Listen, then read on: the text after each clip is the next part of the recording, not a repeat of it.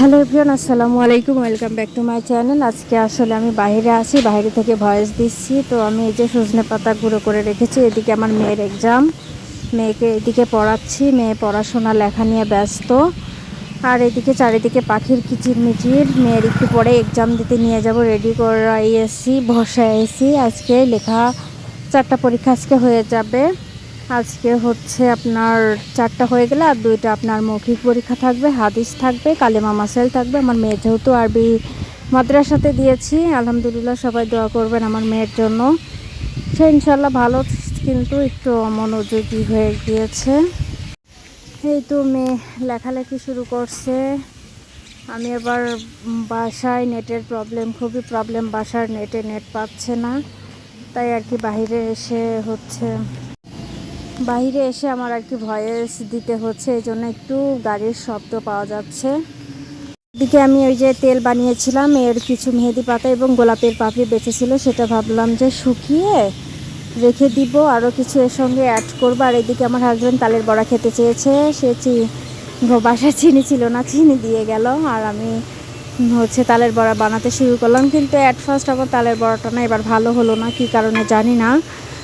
তালের বড়াগুলো না একটু কালো কালো হয়ে গেছে। আর এই যে আমি ছাদে শুকাতে দিয়েছি আপনার গোলাপের পাপড়ি, মেহেদি পাতা, এগুলো ছাদে শুকাবো, ঠিক আছে। আর এই যে এই নেটের মধ্যে দিয়ে দিব, যাতে বাতাসে উড়ে না যায়। কারণ এর আগে সজনে পাতা রোদে দিয়েছিলাম, সব বাতাসে উড়ে গিয়েছিল। আর যারা সজনে পাতা গোড়া, যাদের ডায়াবেটিক্সের সমস্যা, যারা সজনে পাতা নিতে চান তারা অবশ্যই অর্ডার করে দিবেন। ন্যাচারাল প্রোডাক্ট যত ধরনের আছে সবই আমার কাছে পেয়ে যাবেন ইনশাল্লাহ। আমি এখন থেকে ন্যাচারাল জিনিস নিয়ে কাজ করব। আর এই যে তেলের বোতলগুলো ভরছি, এগুলো আমি রোদে দিয়েছি যাতে তেলগুলো ভালো থাকে, কারণ এগুলো ন্যাচারাল তেল। যদিও আমার তেলগুলো ইনশাল্লাহ আমি ভালো থাকবে সেভাবে আমি তৈরি করেছি, কারণ তেলগুলো বানানোর পরে আমি বড় পাতিলে করেই সরাসরি রোদে দিয়েছিলাম যাতে এগুলো ভালো থাকে। আর এই যে এগুলো সুন্দরভাবে সজনে পাতাগুলো প্রায় শুকিয়েই গেল। সজনে পাতাগুলো এই যে গুঁড়া গুঁড়াও, কারণ এই সজনে পাতায় আপনার প্রচুর ক্যালসিয়াম। যাদের অনেক শ্বাসকষ্ট তারা কিন্তু দুধ খেতে পারবেন না।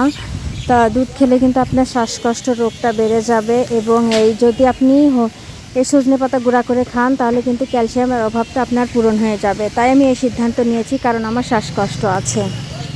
তো যাদের শ্বাসকষ্ট তারা না কিনে তারা বাসার আশেপাশের থেকে সজনে পাতাগুলো কালেক্ট করে এভাবে শুকিয়ে এভাবে ব্লেন্ড করে নিতে পারেন এবং প্রতিদিন কুসুম গরম পানিতে খেয়ে নিতে পারেন। তাহলে কিন্তু আপনার ক্যালসিয়ামের অভাবটা পূরণ হয়ে যাবে, ঠিক আছে। তো আমি আসলে কিছুদিন নেটের প্রবলেম, ফোনটা আমার চেঞ্জ করা লাগবে।